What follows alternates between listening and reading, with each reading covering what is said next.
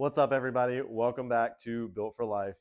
I'm Joel, and here it's finally gotten below 100 degrees, and I guess that probably means that fall is on its way or already here.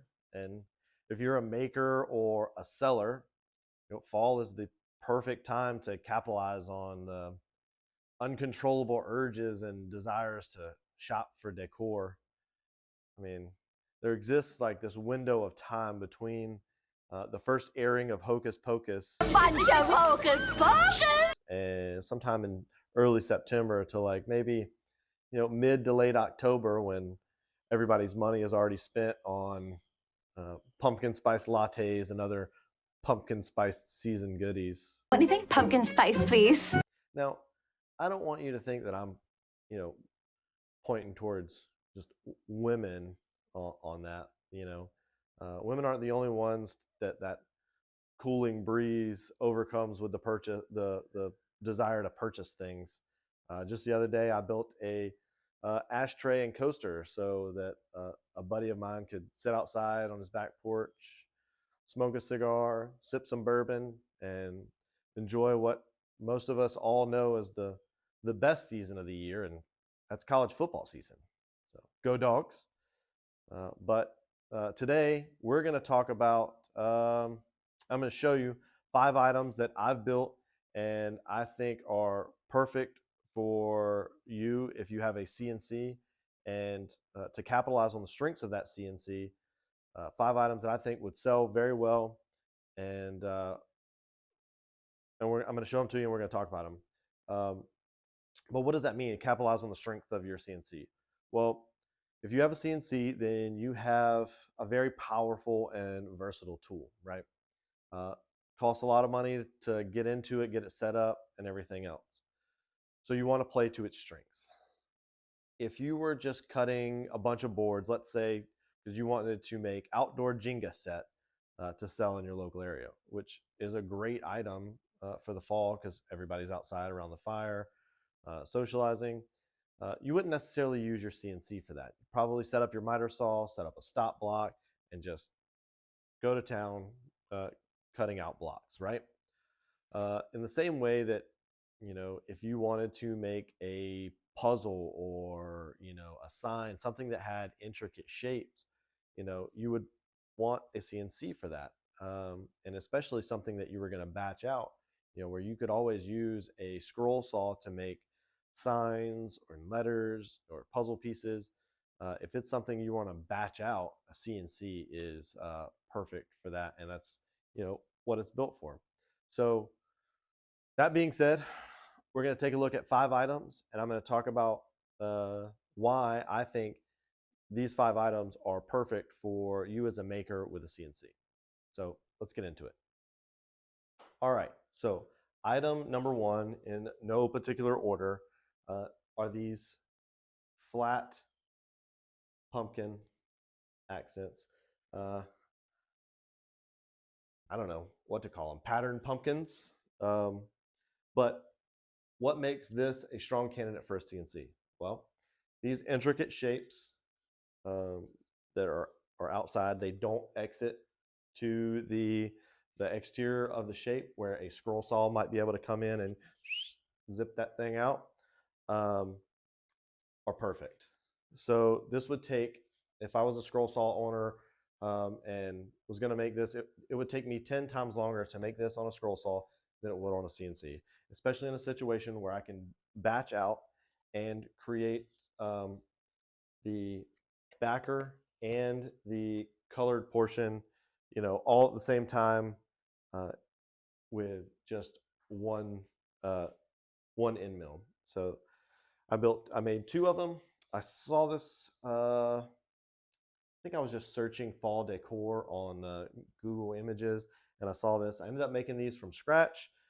These files right here will be available on our Facebook page, our Facebook group, Built for Life.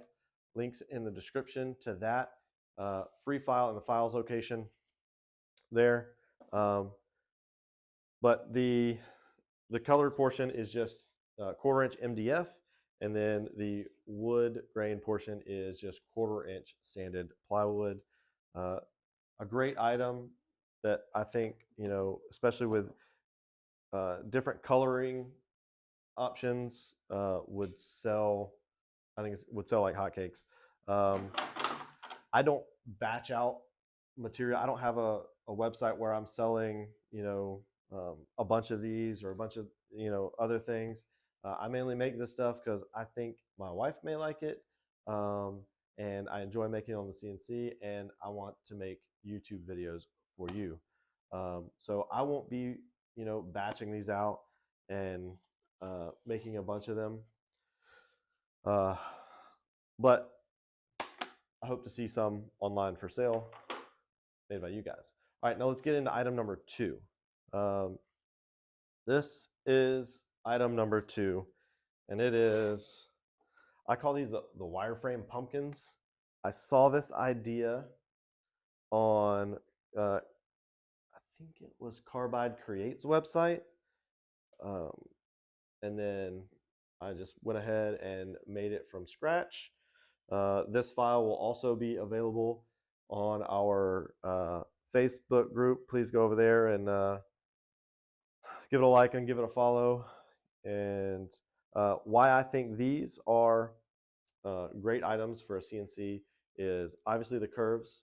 You're not going to go with a table saw and just cut a bunch of curves. And the second is the pockets. So these circles are pocketed out, and these each one of these curves indexes into the circles that hold it all together, and then it's provides a glue surface. So this was very easy. It's only 2 tool files, one to make all the pockets, and then one to make all the curves. The 2 circles are the same, and then the stem, and I really feel like you could play around a lot with the stem and make different shapes, and even maybe like curly vines coming off of it as well. I think that would really jazz it up some. But these wireframe pumpkins, I think, will sell very well because they're intricate and different. I don't, for the longest time, those like wireframe lanterns were everywhere. Everywhere you look, people were, shoving in flowers, fake flowers, soap flowers in it. And I think you could do the exact same thing with this. Somebody could take one of these, fill it full of a silk flower arrangement, and make an awesome statement piece for an entryway.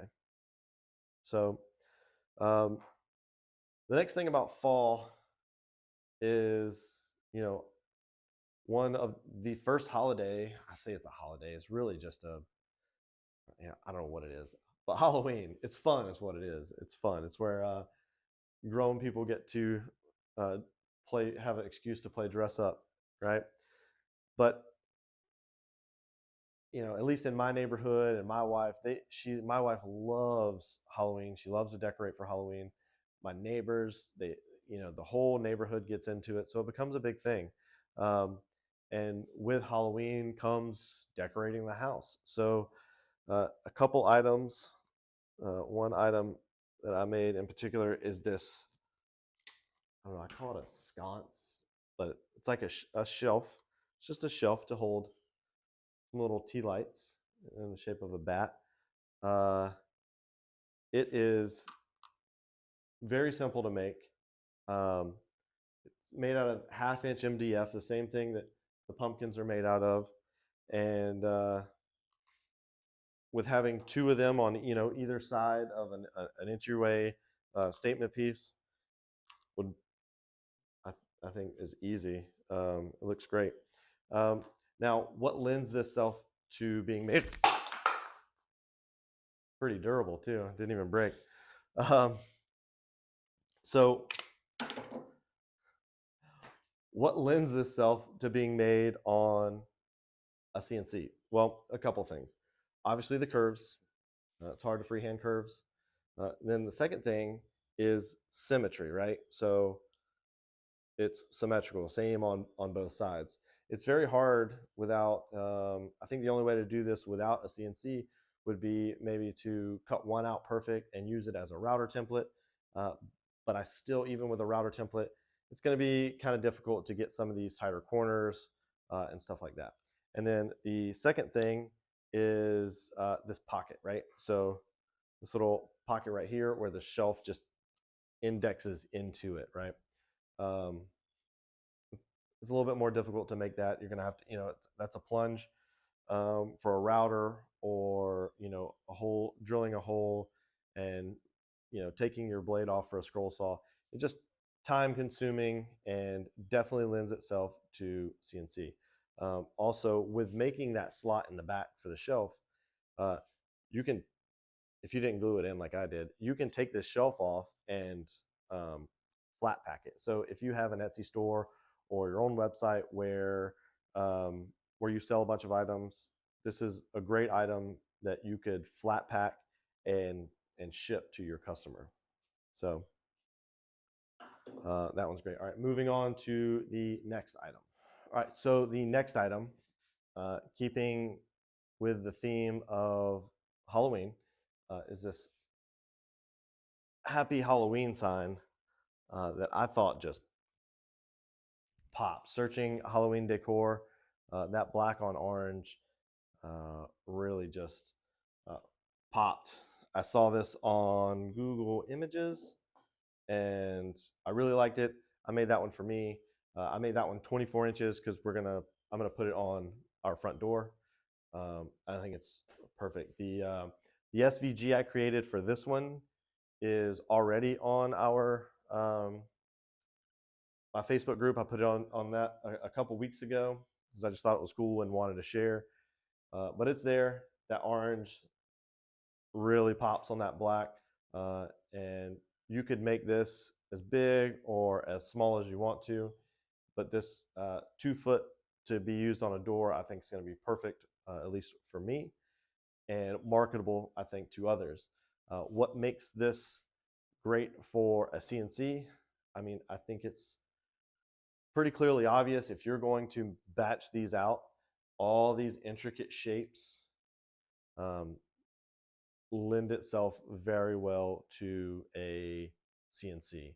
It's going to be very hard for somebody to get the windows on this little lantern here, hanging here, or the shape of this owl perched up here, or even the hole right here underneath the cat. There's just so many intricate shapes on this sign that to batch this out, you are really going to want or need a CNC to do it. And it is a sign, so it's made out of the back, and the letters are made out of MDF. And it's a sign, so yet there is, and it's along with those intricate shapes comes, intricate sanding and getting into those spots, and different techniques of putting the sign together. I made a template for this sign so that I could, it's the same outside dimensions as the backer, and then I cut out the letters in it, but I did a profile path with an 1/8 inch bit and I cut it on the line, right? So that basically makes it a 1/16 inch larger than the letter itself, which is just enough room for you to put the letters in the template and then glue it all in and then pull the template off, and it works out really well. I do it with all my signs that I make. It's worth the extra material, and then once you make one, if I wanted to make more of these 2 foot signs, well, I have the template, and I can hang on to that and not have to make it again, not have to waste the material to make it again. So Halloween sign is item number 4, and the third one in that Halloween theme. The next one, probably my favorite, definitely keeping it. And it 100% it lends itself to being made on a CNC, and that is this catch-all tray, right? So people make catch-all trays left and right with their CNC, and it's pretty obvious why. Uh, it is very hard with any other tools to get this amount of detail uh, pocketed out, right? And so this one, we have the jack-o'-lantern shape, and then pocketed in the eyes and the mouth for the jack-o'-lantern. Filled it with epoxy, with black epoxy, and smoothed it all out. This is a solid walnut piece, and I think this thing would sell very well uh, in my market, and I know it would sell very well in my market. And I don't I don't think that's unique. I think a nice catch-all tray. This would be a perfect little candy dish for someone at their office, and it just looks nice. It looks classy. It's not um, bright orange, standing out, uh, but it also has a use. It's for decorating, on an entryway table. Throw your keys in it.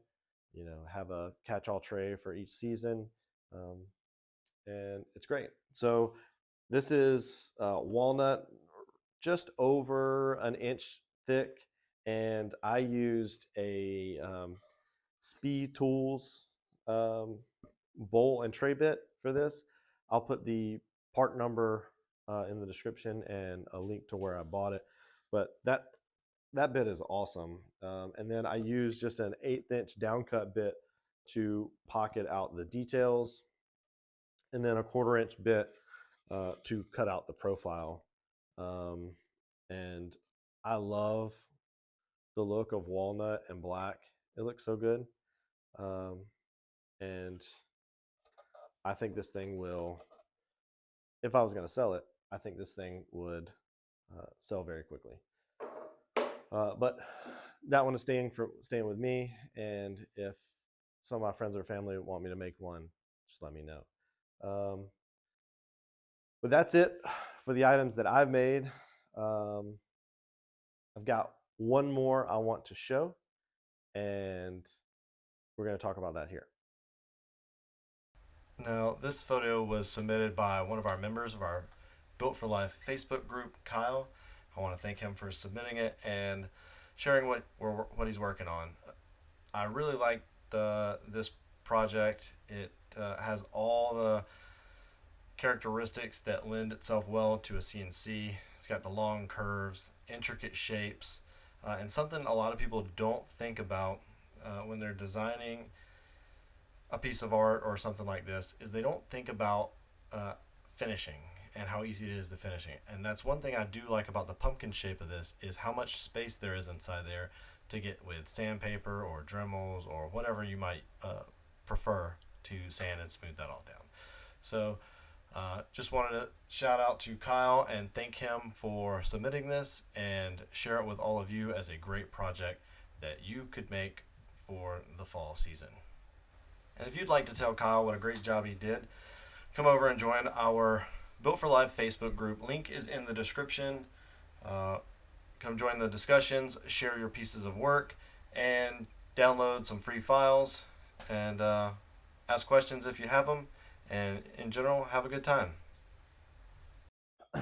All right, everybody, that's going to do it for this video.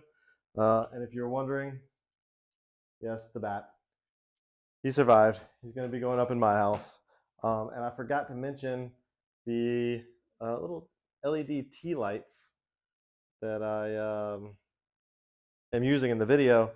Found these on Amazon for, I think it was like $9 for like 24 of them. Seems to be a pretty good deal. I'll throw the link down in the description. They look pretty decent in the wireframe candles. Yeah, something you might want to have around your house. But as always, if you like this video, please hit that thumbs up. Doesn't cost you anything. And if you want to see more content like this, consider hitting that subscribe button. Really helps a small channel like this out. Thank you to Kyle and all the Facebook group members for sharing all your work. And I guess we'll catch you on the next one.